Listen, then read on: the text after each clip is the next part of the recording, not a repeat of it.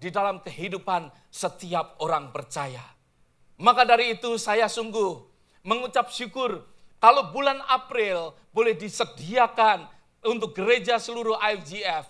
Ada terjadi di dalam menjadikan bulan April adalah bulan misi. Supaya setiap daripada kita mengerti, diingatkan kembali bahwa ada sesuatu tugas di dalam kehidupan kita sebagai orang percaya.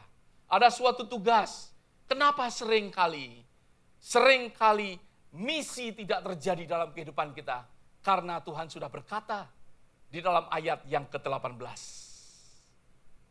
Seringkali kita tidak melakukan akan misi daripada Tuhan. Seringkali misi terhambat, padahal itu tugas di dalam kehidupan setiap orang percaya. Di dalam ayat yang ke-18 dikatakan, Yesus mendekati mereka dan berkata, "Kepadaku," mari kita baca bersama-sama. "Kepadaku telah diberikan segala kuasa di surga dan di bumi." Yesus datang dan berkata kepada mereka, "Kepadaku all power is given unto me." Dia katakan, segala kuasa telah diberikan kepada Yesus di surga dan di bumi. Yesus berkata, "Kepadaku sudah diberikan kuasa di surga dan di bumi." Berarti tidak ada kuasa lain kecuali kuasa yang ada di dalam kehidupan Yesus Kristus. Ada amin saudara? Nah, seringkali kenapa misi tidak terjadi di dalam kehidupan daripada orang percaya? Karena setiap orang Kristen masih mempunyai sesuatu kuasa yang lebih daripada kuasa Kristus. Kalau Yesus Kristus adalah seorang komandan di dalam kehidupan saudara. Kalau Yesus Kristus berkata, "Pergilah," bukankah kita harus pergi saudara? Halo? Kenapa misi tidak terjadi dalam kehidupan kita? Karena keakuan, keegoisan diri kita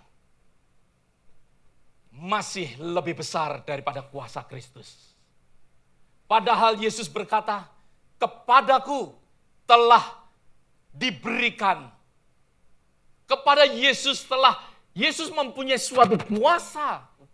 What is this?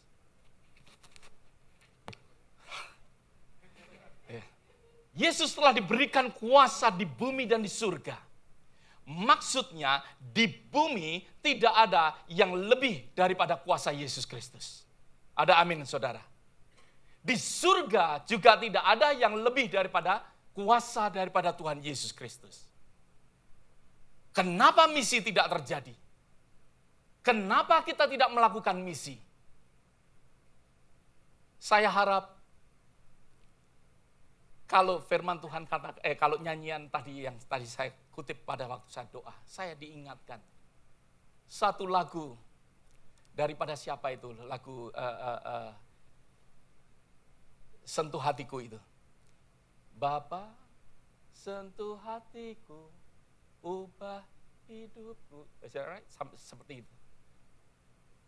Biarlah siang hari ini sebagai kerinduan saya, Tuhan benar-benar menyentuh akan diri kita. Masihkah kita ada suatu kuasa yang melebihi daripada kuasa Yesus?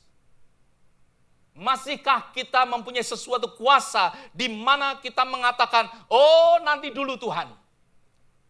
Aku masih terlalu muda Tuhan."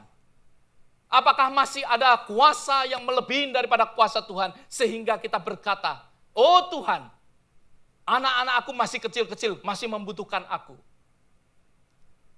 Apakah kita masih berkata bahwa seperti seorang yang kaya yang tadi saya katakan, pada saat Tuhan memanggil akan anaknya perempuan untuk menjadi misionari, apakah kita melebihi kuasa daripada Tuhan untuk mengizinkan mereka untuk menjadi misionari? Biarlah hari ini Tuhan boleh mengingatkan kepada setiap daripada kita, di dalam kehidupan kita, di dalam kehidupan daripada setiap orang percaya. Melayani itu baik dan harus terjadi. Tetapi lebih daripada itu, yaitu apa? Untuk kita melakukan suatu misi daripada Tuhan. Pelayanan harus terjadi dalam gereja Tuhan. Saya, saudara, ingin menyampaikan kepada saudara juga di dalam hal pelayanan. Kalau sampai terjadi di dalam kehidupan kita sebagai orang Kristen, jangan sampai ada di dalam kehidupan orang Kristen yang boleh saya katakan menjadi lintah di dalam tubuh Kristus. Apa yang saya maksudkan menjadi lintah di dalam tubuh Kristus? Yaitu mendapatkan sesuatu dari tubuh Kristus, tetapi tidak pernah membagikan sesuatu di dalam tubuh Kristus. Yang Tuhan inginkan terjadi di dalam kehidupan, biarlah di dalam bulan-bulan April ini, di dalam kita merayakan akan Paskah, kita boleh diingatkan bagaimana Tuhan memberikan akan hidupnya untuk kita. Bukankah ini yang harus terjadi di dalam gereja Tuhan untuk kita? Instead of receiving, menerima, tetapi Tuhan juga menginginkan kepada kita tidak hanya menerima. Tuhan menyediakan sesuatu untuk saudara terima, tetapi Tuhan menyediakan sesuatu untuk saudara juga membagikan. Ada amin, saudara. Maka dari itu, di dalam kehidupan kita, saya ingin menggugah kehidupan saudara. Setiap daripada kita untuk kita menjadi gereja yang melayani dan gereja yang misioner.